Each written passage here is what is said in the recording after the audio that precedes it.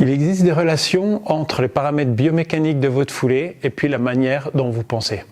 Alors, après une telle affirmation, vous allez dire que je suis complètement fou, mais il n'y en est rien du tout. Je vous explique tout de suite pourquoi.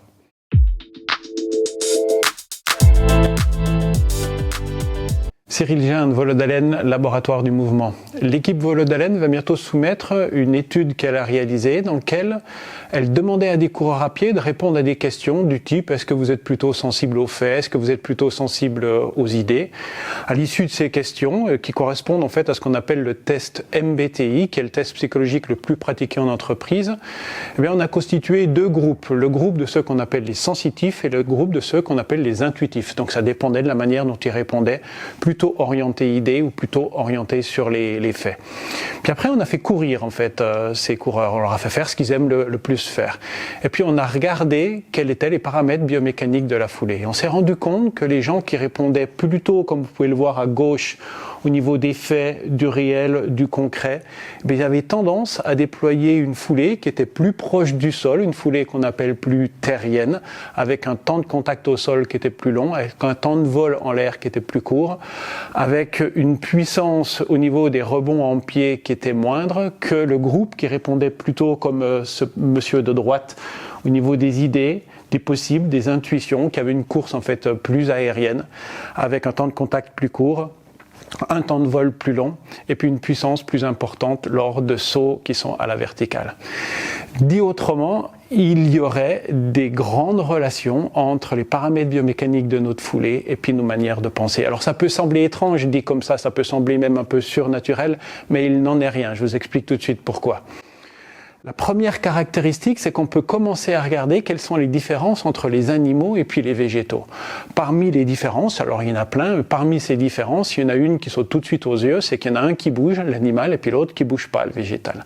Il y en a un deuxième qui est très différenciant dans la structure, c'est qu'il y en a un qui centralise l'information dans un système nerveux central, donc qui a un cerveau, l'animal, alors que l'autre n'a pas de cerveau, donc pas de centralisation des informations.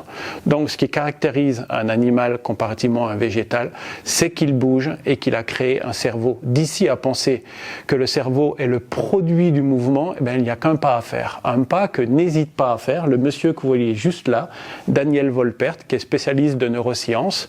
Daniel Volpert, si vous voulez, vous pouvez aller voir, il a fait une présentation sur TED, vous pouvez trouver ça tout de suite sur Internet, dans lequel il explique ce lien direct qu'il y a entre le cerveau, qui n'est pas là en premier pour penser, mais qui est là pour permettre la production de mouvements complexes dans notre environnement. Il montre notamment, ce bon monsieur, combien il y a un animal qui s'appelle l'humble tunicier. Dans la première partie de sa vie, c'est un animal. Il va dans l'océan, il se promène jusqu'au moment où il trouve qu'il y a un rocher qui serait sympa. Il s'arrête sur ce rocher et il va plus bouger. Et la première chose qu'il fait une fois qu'il s'est installé, c'est qu'il digère son système nerveux qui ne lui sert plus à rien. Dit autrement, il y a ce lien direct qui existe entre nos manières de bouger et nos manières de penser, tout simplement parce que le cerveau, le système nerveux est le produit du mouvement. Alors, quelles en sont les implications ? Alors, pour comprendre les implications, on peut aller voir du côté d'un endroit qu'on n'imaginerait pas être celui le plus pertinent. On peut aller voir au niveau de l'os. Donc l'os, on se dit d'abord que c'est une structure un peu passive qui nous permet aux autres tissus de venir se greffer et puis de tenir debout dans un monde en 3 dimensions dans lequel on a la pesanteur. Mais sa fonction est beaucoup plus complexe que ça. Alors notamment au sein des os, vous avez les ostéoblastes qui sont des éléments qui participent à recréer l'os et puis les ostéoclastes qui eux vont plutôt aller chercher détruire cet os. Donc il y a un bon équilibre, comme dans tout ce qui est vivant, un bon équilibre entre des effets de destruction et puis de construction. Et au sein des ostéoblastes, parmi l'ensemble des choses qu'ils font, ils produisent une hormone qui s'appelle l'ostéocalcine. Puis cette ostéocalcine, on pourrait se dire qu'elle joue sur l'os elle-même ou alors sur ce qui se passe autour, mais elle a un rôle qui est beaucoup plus important, beaucoup plus fondamental que ça. Elle va à la fois jouer sur le métabolisme, notamment le métabolisme du glucose.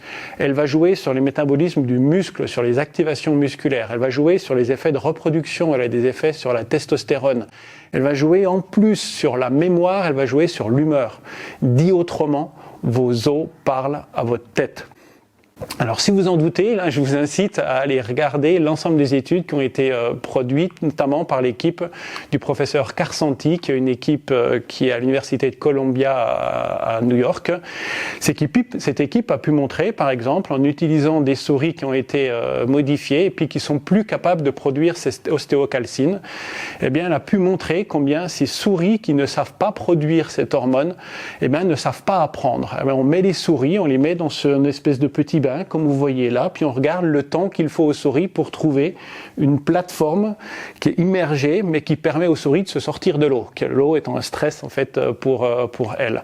Puis au fur et à mesure de l'apprentissage, eh bien, les souris, elles apprennent à trouver très vite où est cette plateforme immergée. Après quelques répétitions, une souris normale, habituelle, elle trouve la plateforme en 4 secondes plutôt qu'en 1 minute 30. Et les souris qui sont dépourvues d'ostéocalcine, eh bien, elles n'apprennent pas. C'est-à-dire qu'elles mettent toujours 1 minute 30 pour trouver cette fameuse plateforme. Dit autrement, dans vos os se joue votre mémoire, donc dans vos os se joue votre apprentissage. Quelle implication on peut en tirer de ces éléments entre relation corps et puis relation tête? Le premier des éléments auxquels on en tire, nous, dans le quotidien avec les athlètes dont on s'occupe et puis avec les patients dont on s'occupe, c'est qu'on cherche une cohérence complète entre l'exercice et puis la pensée. Par exemple, si on va proposer des éléments liés à la flexion, on va demander à la personne de se sentir forte, de se sentir ancrée dans le sol. Pourquoi? Parce qu'en assurant cette cohérence entre les différentes strates du corps, eh bien, on permet de faire ce qu'un animal sait faire, c'est-à-dire de s'unifier pour être efficace dans son environnement. Ça donne aussi qu'on a un ensemble d'exercices, des exercices comme le jaguar, des exercices comme le serpent, où on crée un univers pour assurer cette cohérence entre les différents étages de notre corps. Deuxième élément, ce qu'on a pu montrer dans l'étude, et puis qu'on a montré maintenant avec un grand nombre d'études, c'est que nos manières de bouger, elles diffèrent. Nos besoins en termes de mouvement diffèrent, notamment selon qu'on est terrien et qu'on est aérien. On comprend maintenant aussi combien ce n'est pas seulement l'exercice, c'est-à-dire que dans votre foulée se joue bien autre chose, quelque chose de beaucoup plus grand, beaucoup plus large que votre seule foulée. Enfin, troisième effet, c'est que tout ce que je viens d'évoquer, et puis bien plus large encore de ce qui se passe dans le corps, on se rend compte aujourd'hui que notre corps est un gigantesque réseau qui communique entre les différents étages, et que ce gigantesque réseau, il n'y a pas un spécialiste qui peut le connaître. D'où l'intérêt de travailler à plusieurs et de recréer au sein des équipes pluridisciplinaires une cohérence externe qui va permettre de venir faire la jonction avec la cohérence interne que l'on recherche dans le corps. Qu'on le veuille ou non, nous sommes rentrés dans un monde d'interdépendance. Utilisons-le comme tel.